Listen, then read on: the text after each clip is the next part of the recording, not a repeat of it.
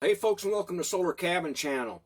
I've got what I hope is an interesting video for you. As you people know, I live off-grid. I've been off-grid now for over 20 years. And in that time, I've used all kinds of batteries on my off-grid solar systems.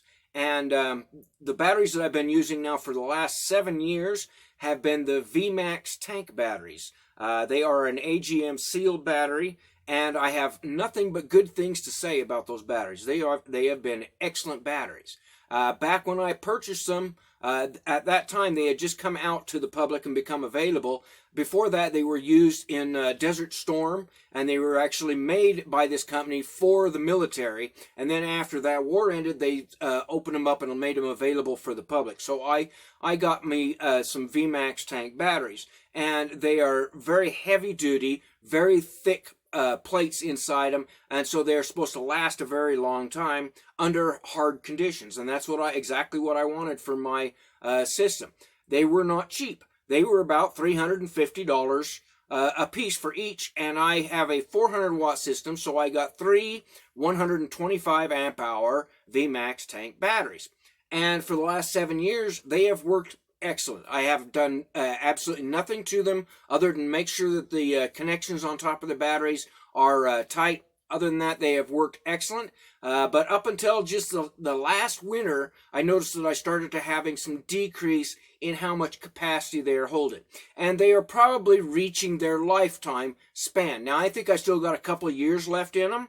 But, you know, after about 7 to 8 years, you can pretty much count on AGMs and those that the plates have started to be ate down enough that they're starting to lose capacity. And that's what's happening on my batteries. They've just reached their natural age.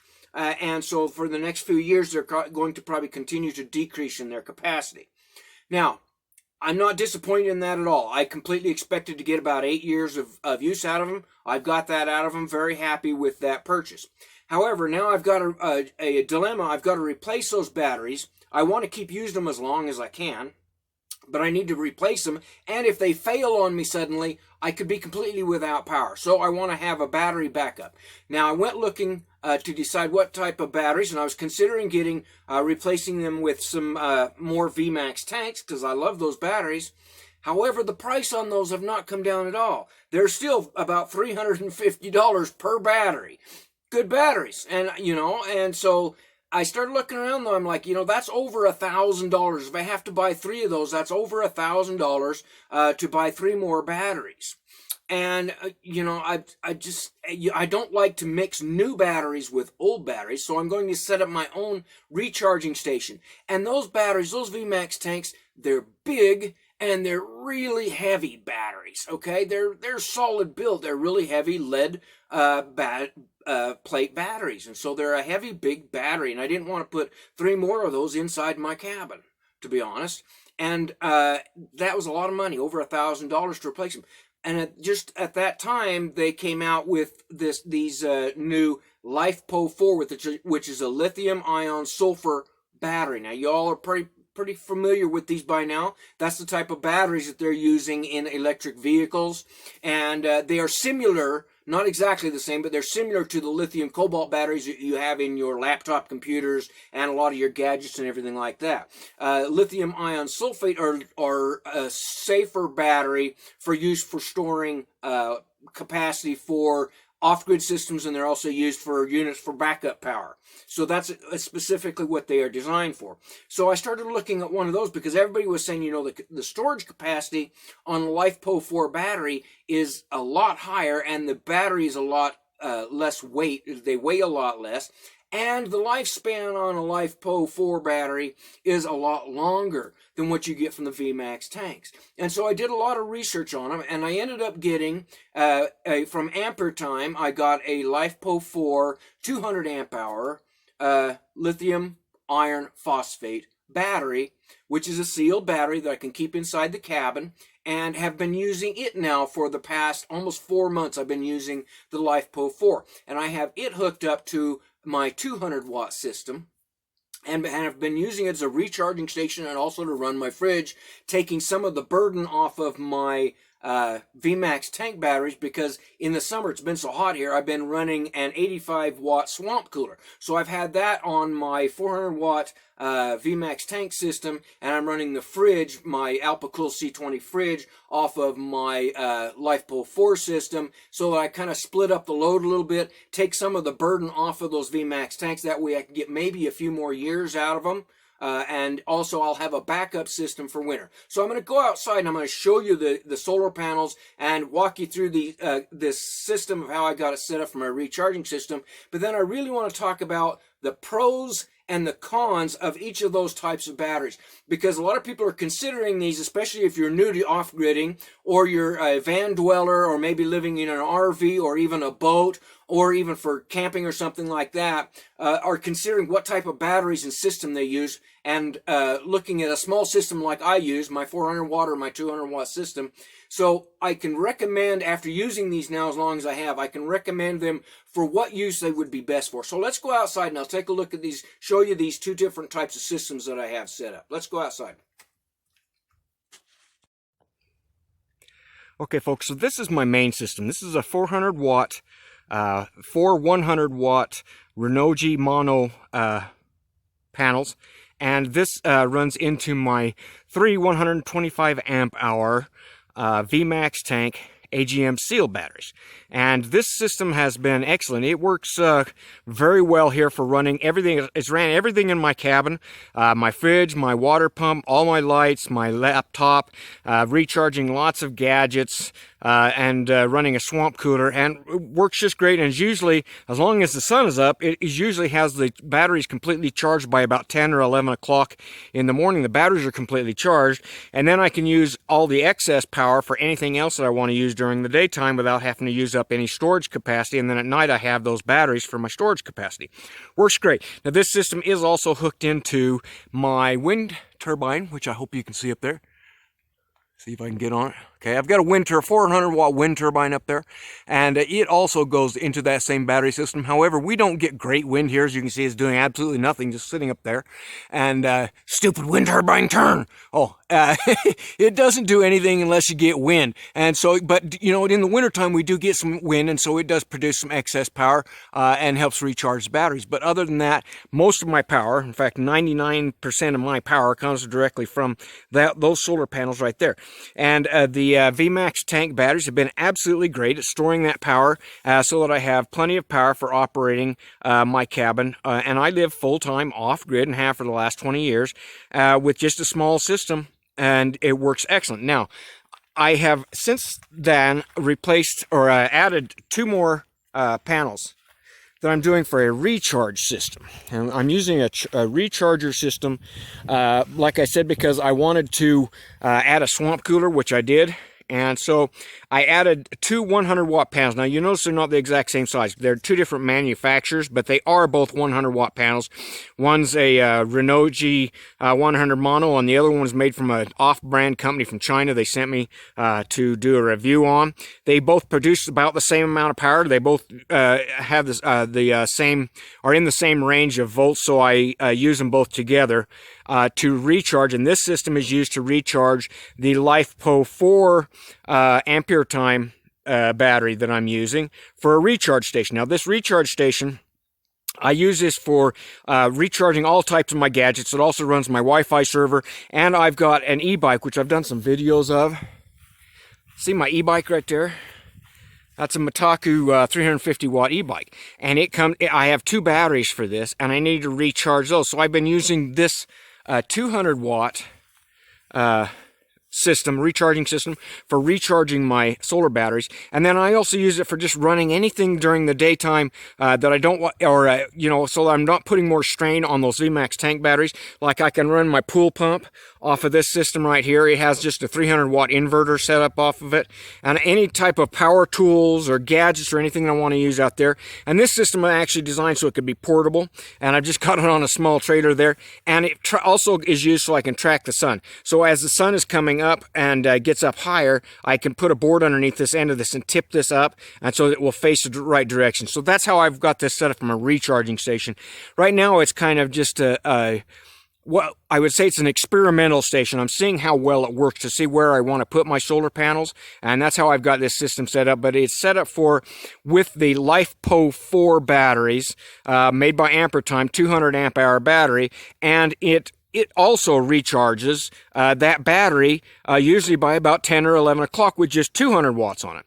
I think it's, here again, I think I could probably completely charge my AGM batteries, the Vmax tanks, off of just 200 watts like this too, in about the same time. But I don't, then I don't get as much excess power as I do. I'm running a 500 watt inverter off of that system.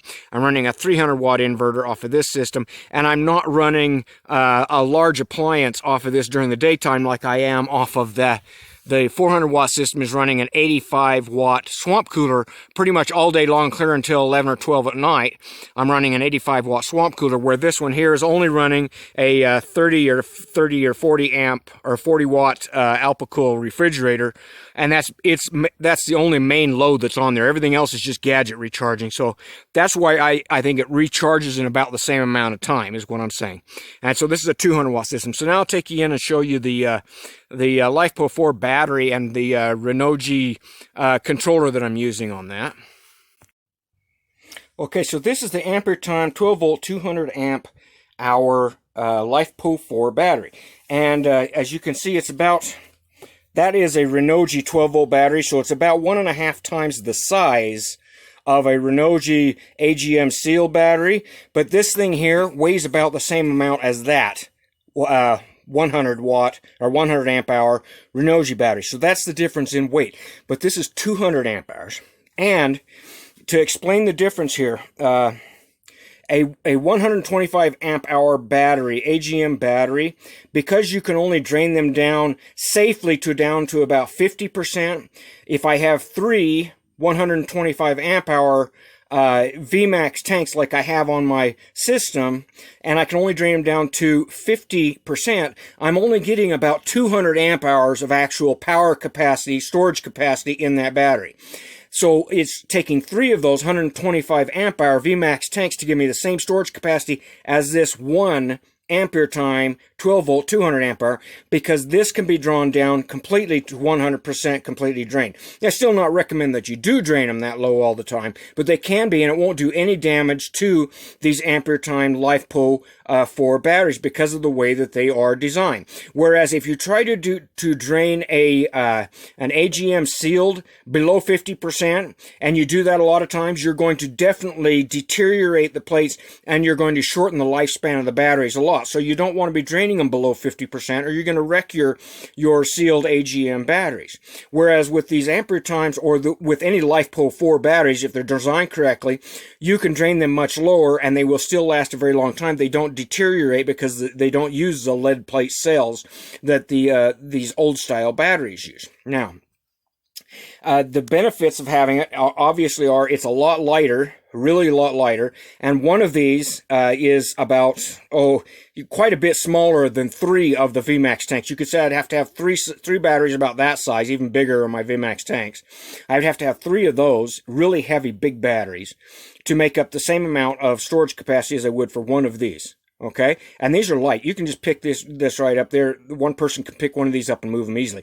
A lot of people are using these in their RVs and in their vans because they are lightweight, and so they don't add a lot of weight to your vehicle, and also have a lot higher storage capacity. Now, the thing to remember on one of these, they are different and they do work differently than the Vmax tanks. One thing is you need a power controller, a charge controller that is designed specifically for lithium-ion batteries. And that is that controller right there. We'll let the camera adjust here. And this controller is made by Renogy, and it is the Wanderer. And it is a 30 amp power controller, and is designed specifically so that it will work on all different types of batteries. It will work on a sealed battery, it will work on gel cell, it will work on flooded batteries, or it will work on lithium ion. And you can see that I've got it set on lithium ion. That's the blue light on the right over there. I've got this set for a lithium battery because the difference is your old style flooded batteries and the AGMs like that, they have a float level and they have a low charge level, and then they have the regular level of which is charging. So they have actually 3 different levels of ranges in which it's charging at different points during the time it's actually charging up the battery. And so the controllers, if you don't have a lithium controller, the controllers are designed so that it reads the battery, and then it knows exactly what level of current in amps and volts to be putting into a AGM or a flooded cell battery to keep it charged exactly so that it loads up the battery completely.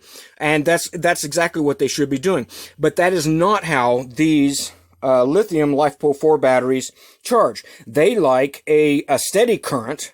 They don't like a current that alternates back and forth. They like a steady current, and they like higher amps. So you have to have a controller that will set for the lithium ion batteries. Otherwise, you can actually do damage to a lithium battery if you use one of the older style controllers that aren't designed for Li batteries. You can actually do damage to the battery, and you could actually cause it to catch on fire.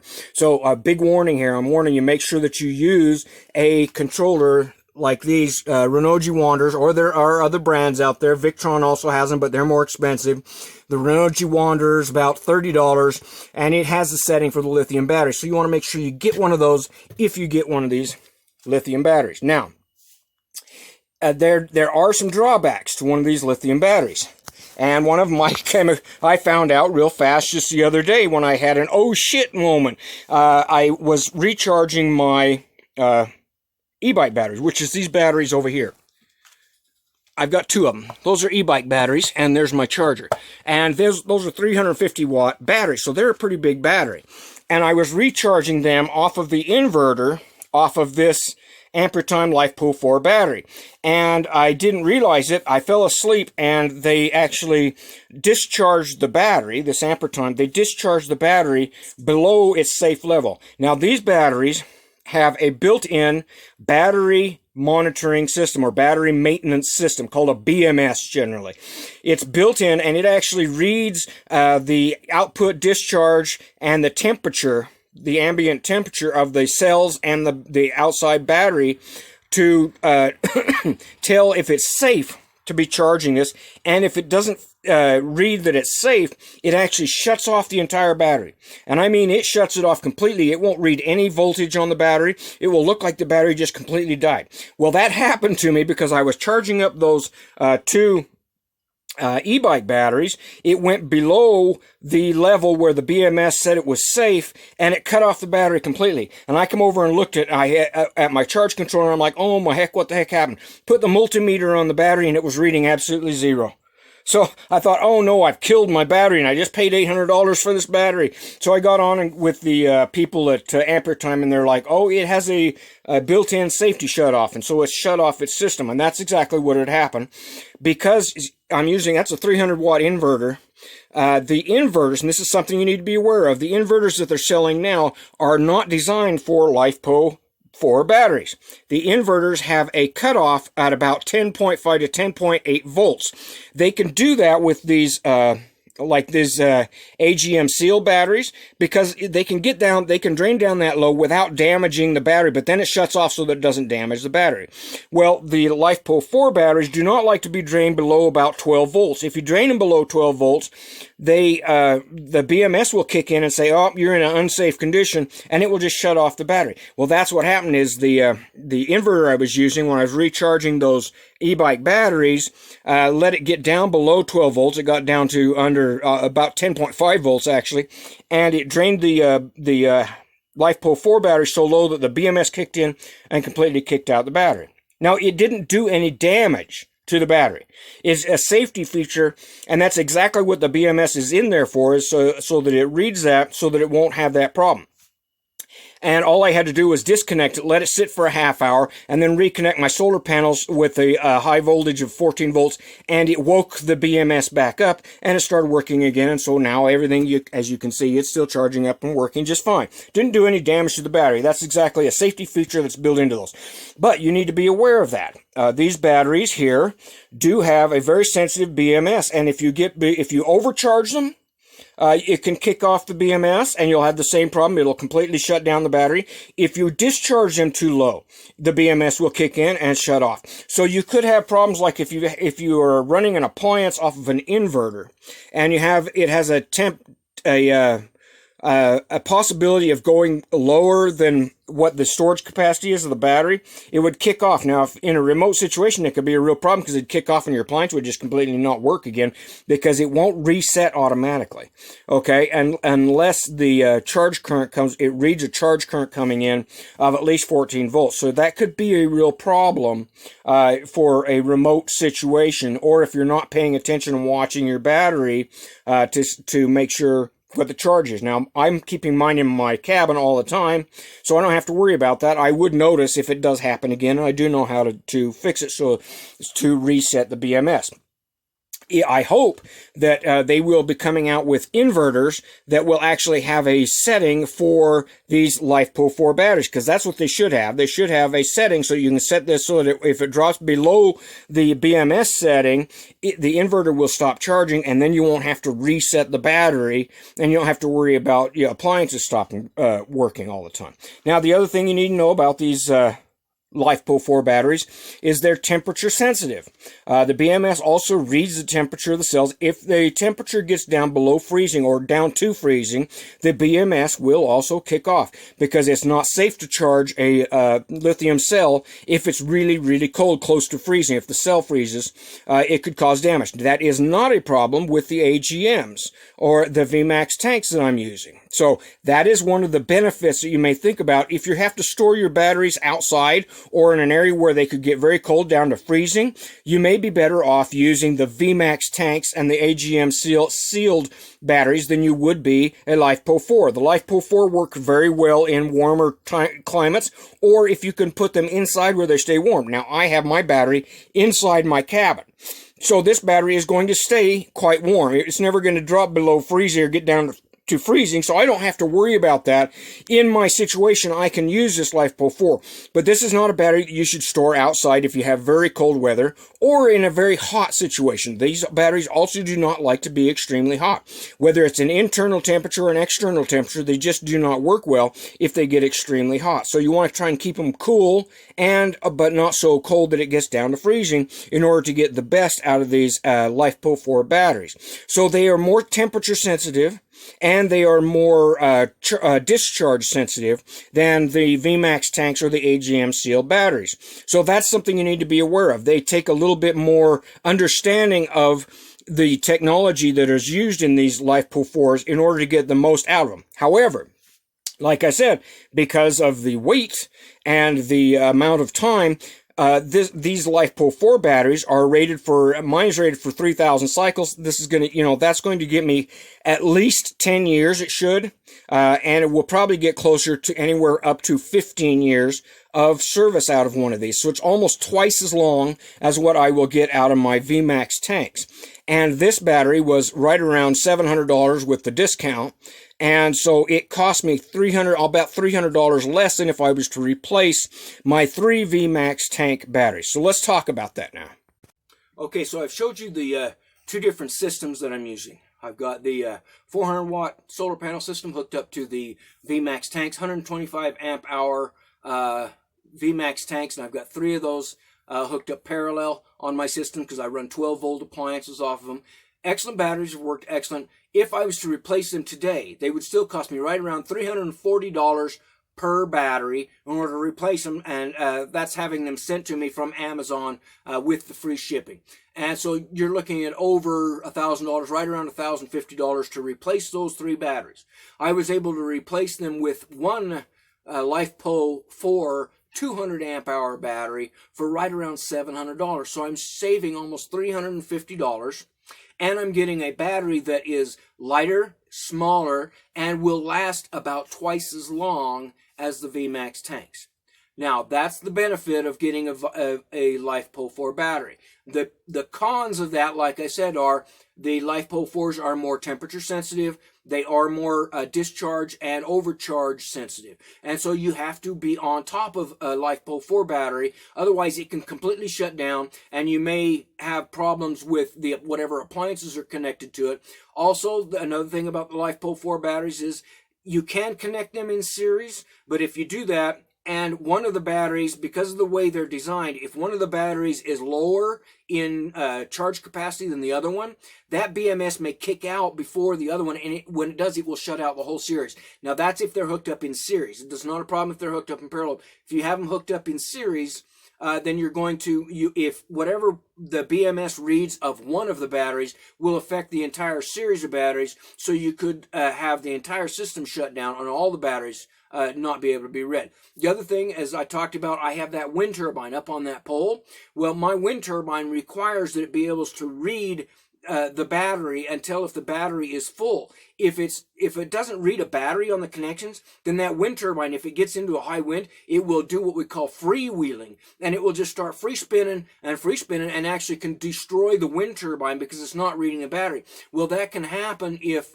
like I said, if the BMS kicks out and it gets overcharged, or it gets too discharged, or because of a temperature too high or too low, if it kicks out, the wind turbine will not read the battery as having any volt, and it will just freewheel. So I could end up destroying my wind turbine if it was hooked up to the LiFePO4 batteries. So that's the reason you notice I have that little gray Renogy 100 amp AGM. When I switch over, when I do finally replace my Vmax tanks with the LiFePO4, I will hook the wind turbine and a 100 watt panel to that Renogy 100 AGM and use that for my recharging station, and then I will use the LiFePO4 just off of solar. I won't use it for my wind turbine. I will use that just off of that 400 watt wind or solar panel system. All right, folks. I know I talk a lot. I hope that you're able to follow along with what I'm telling you about these batteries. I think both of them are very good batteries. They both have different uses and both work for off-gridders. I would just be aware of what the pros and cons are of each. You can go look at the Vmax tanks on their website, which I'll show you here in a second, and you can also look on Amazon at the LiFePO4. So let's take a look at that on their website, just so you know which batteries I'm talking about for sure, and there's no confusion there. All right, folks, let's take a look at this. Okay, folks, so this is the Vmax tanks, and I purchased mine. You can see I purchased mine 2 times back in December of 2014. I purchased 3 of these batteries. They are a Vmax tank SLR 125 amp hour rechargeable deep cycle, designed for use with PV solar panels, wind turbines, and inverters and backup power. These are a 12-volt battery, Group 31 AGM.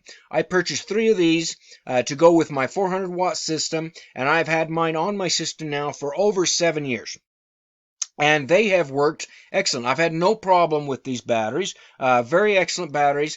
And as I said, they are designed for to last a long time and also produce a maximum amount of power for a off-grid system. And they were very, very excellent and well-designed batteries. The problem with them is, as you can see, the price has not come down. They are still $340, about the same price I paid for them almost 7 years ago. The price just really hasn't come down on them. So it would cost me, in order to replace my 3 125 amp hour batteries, it would cost me over $1,000. It would cost me $1,050 in order to replace them today. And because they are extremely heavy and extremely big batteries, they take up a lot of room in the cabin. And they are a lot of weight, okay? And they're hard to move around. You just put them in one place and leave them because you're not going to be hauling them or packing them around or using them for other uses. And I really don't want to put 3 more of these in my cabin. So what I'm going to be using, and what I just recently purchased this year, is this battery. This is the 12-volt, 200 amp hour lithium iron LiFePO4 battery from Ampere time. And as you can see, I purchased it in March of 2021.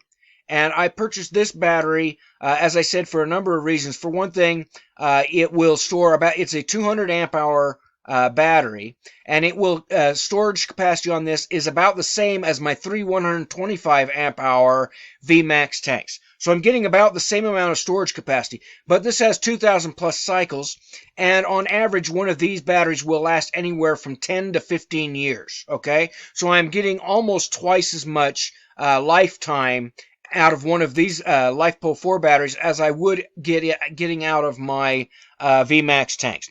Also, the price on these is very good now. They've come way down in price, and you can see they've got the listed price at $799.99, so $800, but they're giving you a $40 off coupon, so you're paying about $750, $760 right around there for the same amount of storage capacity. So in the long run, I'm actually saving about $300 by getting a LIFPO4 battery like this over getting 3 more of the Vmax tanks. Now, again, I've given you the pros and cons of why you would want to use one or the other.